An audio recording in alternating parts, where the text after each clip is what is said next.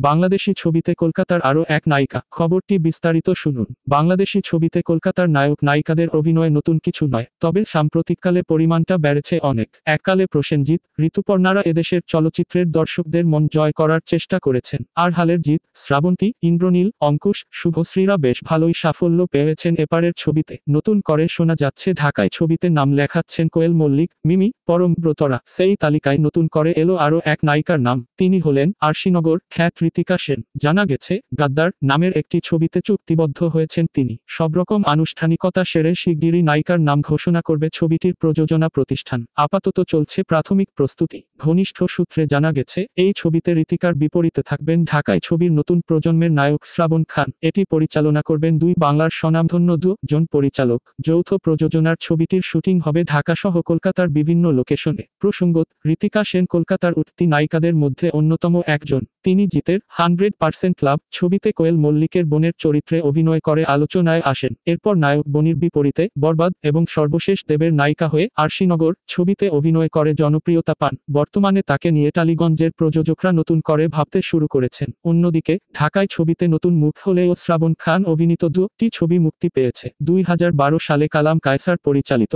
তোমার সুখেই আমার সুখে এবং 2013 সালে একই নির্মাতার তোমার আছি তোমারই থাকবো। বর্তমানে শ্রাবণ অভিনীত সোহানুর রহমান সোহান পরিচালিত ওয়াও বেবি ওয়াও ছবিটি রয়েছে নির্মাণাধীন। দেশ ও বিদেশের এ ধরনের সর্বশেষ খবর জানতে সাবস্ক্রাইব করে সাথে থাকুন।